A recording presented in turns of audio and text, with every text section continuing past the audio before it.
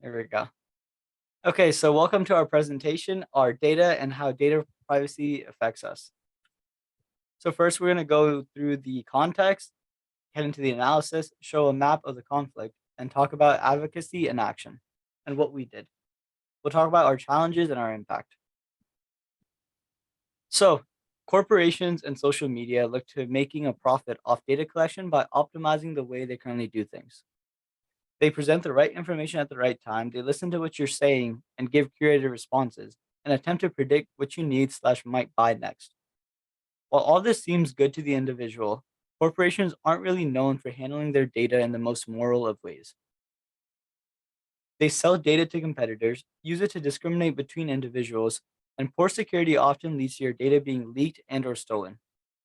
This all leads to a fear of safety for the individual, as the data can sometimes be the routes you take to school, where you are at during certain times, who your closest friends and family are, your bank information, and any of your passwords. In an increasingly digital world, how our data is managed and protected is a forefront issue, as oftentimes than not, we create too much data too fast and don't have the systems in place to handle slash maintain any of it. Moving on to the conflict analysis, corporations and social media. For the positions, interests, and values of corporations, their main interest is creating profit and revenue. One of their positions is keeping grasp of users' attention spans. The longer they can get a user to spend time on their platform, the more money they're able to generate through advertisements or through promotions from third-party corporations. And another one of their interests is following the news, current events, and trends closely. This way they can have up-to-date information for their users to digest. For positioning, cognitive bias, and dehumanization, corporations often try to blame laws, saying they're forced to hold data. And because of this, they end up using it. Corporations don't see the individual, they only see the data. It's easier for them to use and abuse personal data. Categorization and complexity of parties.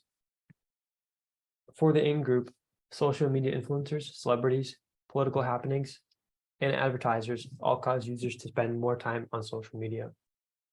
For the out-group, any opposition to social media, such as users or politicians with large followings who rally against social media or government restriction. For the other side of the conflict analysis, the users, they want to be able to express their personal beliefs and ideologies online. They want to maintain their liberties and freedoms, and they want the freedom to discuss and debate with other users. Individuals don't really know how their data is being used or where it's even being held. They don't see the corporations as things they can have conversations with, and they usually just accept the ways the corporation does things. They're unable to point fingers or blame a particular person when it comes to corporations. And within in groups, individuals interact with others who have similar sentiments, like how politicians interact with politicians and influencers interact with influencers. In the out group, people or entities who share opposite